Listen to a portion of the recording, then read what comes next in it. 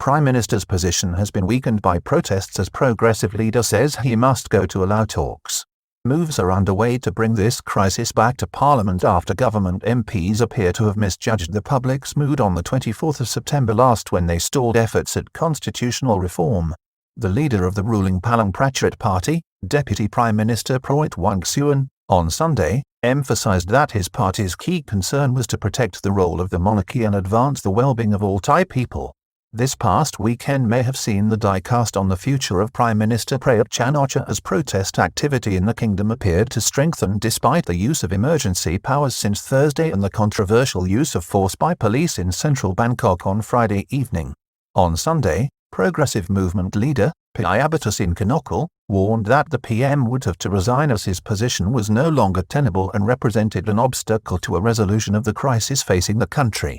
The Prime Minister, Prawit Wongsuwan, centre, has suddenly been left exposed as efforts to crack down on the protests appear to be running out of steam, with key opposition leaders emphasising that his resignation could be the start of a way forward.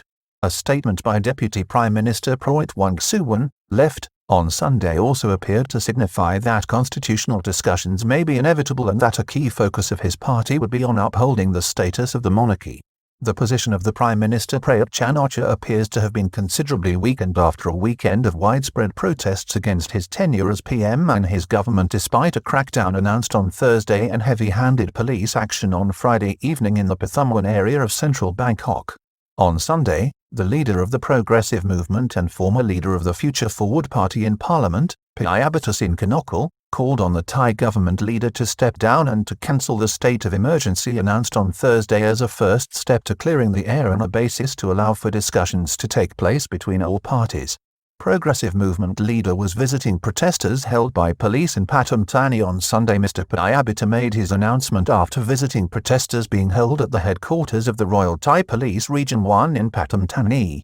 Mr. Prime Minister is reportedly acting as the named trustee for several arrested protesters including Panipong Jadnok alias Mike Rayong, who was arrested on Saturday evening following a flash mob protest at Ramkhamhaeng University. Mr. Panipong, a top protest leader, accused the police of using excessive force to execute his arrest, during which he claims his car window was broken and he was dragged out of the vehicle by officers. Mr. Prime Minister said those being held were upbeat at the latest news from the streets. Use of leaderless protests being employed as a tactic to undermine the government's crackdown efforts. It is understood that the Royal Thai Police, on Saturday, were determined to track down key leaders of the rolling protests which, since Thursday, they have failed to quell despite the use of emergency powers and severe warnings to the public that they may face prosecution for their participation. On Sunday, Mr. Prime Minister pointed out that the protest activity was unfolding with leaderless large crowds participating and where individual protesters in the crowd were being selected to address the gatherings. He said that it was an indication of the futility of the government's tactics since Thursday to repress the protests. General Prawit has lost his legitimacy to run Thailand after last week, says the opposition activist. He warned General Prawit that the more arrests made by the Royal Thai Police, the more people would come out to protest, and insisted that the Prime Minister had already lost his legitimacy to lead the country.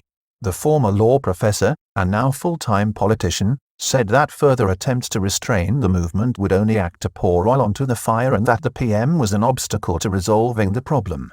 Prime Minister adopted a more emollient tone on Sunday after widespread national protests. Mr. Prime Minister's comments coincided with a statement from the office of the Prime Minister on Sunday which appeared to strike a more emollient tone even to the one issued by the PM's aides on Saturday. Following Friday night's forceful measures deployed by the police where chemical-laced dyed water was fired at peaceful protesters in central Bangkok causing them to flee in terror, the government leader later warned that protesters must not participate in what he termed illegal gatherings proscribed by the current emergency decree. This remains the position of the Royal Thai Police who, even on Monday, were emphasizing this as they have called for a range of media outlets to be banned for inciting unrest. Tone contrasted to that used on Saturday. On Saturday, the Prime Minister again warned all those participating in such protests that they were breaking the law and running the very real risk of arrest followed by legal proceedings. This appeared to have changed by Sunday when spokesman, Ancha Birapachesri, told the media that the Prime Minister acknowledged the right to protest in Thailand. However, he reiterated that such protests must be in accordance with the law. The spokesman said the government is willing to listen to everyone's problems and continues to solve problems in all areas.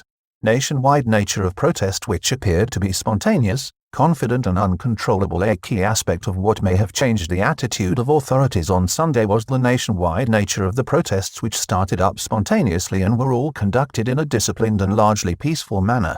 Many observers argued there was considerable shock at the police measures used on Friday night, which appeared to have generated momentum and increased support for the protest movement.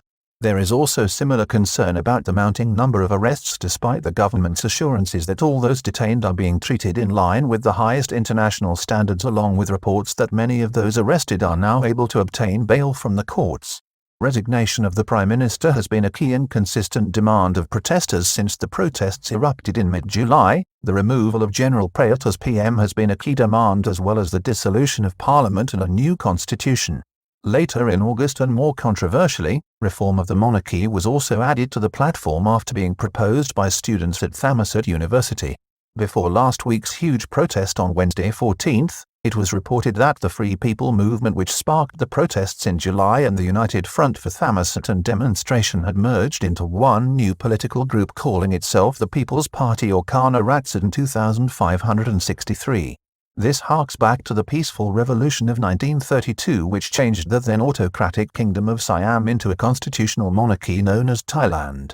On Sunday, the progressive movement leader, Mr. Prawit, suggested that the resignation of the Prime Minister, the rescinding of the emergency law announced on Thursday, and the release of detained protesters could form the basis for discussions allowing the country to move forward.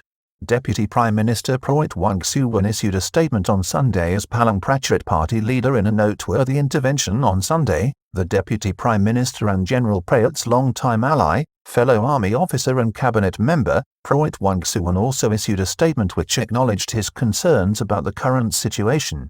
The statement was made in his role as the main government party leader and not in his role as a key government security official in the cabinet. Deputy Prime Minister Prawit was elected this year as the leader of the ruling political party in the government, of which General Prawit is not a member. Indeed, there are a few heavyweights within the ruling party who are said to be somewhat resentful of the appointments made by the current Prime Minister of non-elected ministers to the current cabinet. In the statement, DPM Prawit highlights three key points of interest for his party. First was Article 1 and 2 of the Thai Constitution concerning the monarchy and its sacred role in the governance of the country. Another was the emphasis his party placed on duty to the monarchy and loyalty to the king, and the third was the party's determination to do everything possible to advance the welfare of the Thai people. Initiative from the House Speaker. It was a curious intervention and came amid an initiative from the Speaker of the House of Representatives and President of the Thai Parliament, Chuan Lik Pay, which aimed at resurrecting stalled moves in Parliament to reform the Thai Constitution. The proposal now being advanced is to call an extraordinary session of Parliament to discuss the crisis and advance matters.